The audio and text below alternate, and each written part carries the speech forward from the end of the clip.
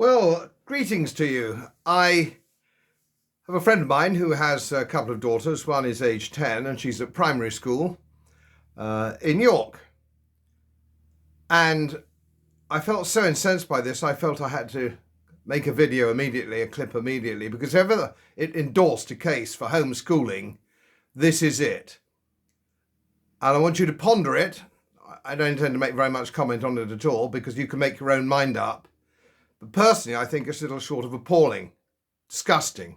I'm just going to read you the letter on the proposed teaching of gender studies, or something of that ilk, for 10-year-olds in a primary school in York.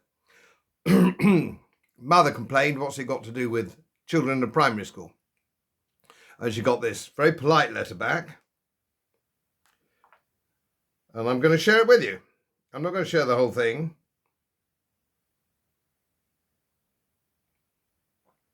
I'm just going to show you the basics of what is going to be discussed with these 10-year-old children. Biological sex, a label that someone is assigned to by a doctor at birth. A label that is assigned to somebody at birth. All right? So instead, the midwife comes bursting up and says, "Oh, Mr. Bloom, you've blessed with a wonderful bouncing 7-pound baby boy." That's just a midwife or doctor's label, apparently. It's just a label that somebody put on it. It's not a boy at all, really. Female have double X chromosomes and has a vagina and ovaries. Male, an XY chromosomes and have a penis and testes. This is for a 10-year-old. Gender identity, how a person feels about themselves in their head, whether they feel they are a boy or a girl, or neither. Gender expression, how a person shows their gender by the way they act or behave or dress, etc. Sexual orientation, who someone is attracted to, physically and emotionally attracted, a person of the opposite sex or a person of the same sex or both bisexual. And it goes on and on in this vein. This is a 10-year-old girl. A 10-year-old girl at a primary school, and it's in the bloody curriculum. Homeschooling is the only way to get your children away from these dreadful, dreadful people. Think about it. I hope you're as bloody angry as I am. Well, greetings to you.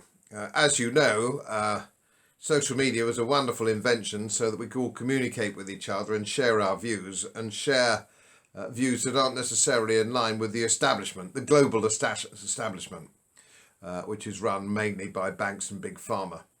So I've been doing my best to do that, but I am increasingly being shadow banned or taken down, and so are many others.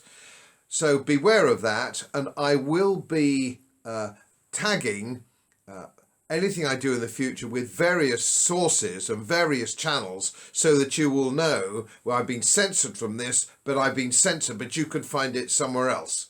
So the whole thing can continue. And I think some of these new channels, which aren't owned by the establishment or influenced by the establishment, banks and big pharma and all the rest, you'll be able to follow the facts. And that doesn't mean fact checkers, of course, which are owned by the establishment. So I just thought I'd give you the heads up on that. And thank you for your sponsorship and your support. I thank you for it. Without you and the information that sometimes you people send me, I couldn't continue. Thank you again.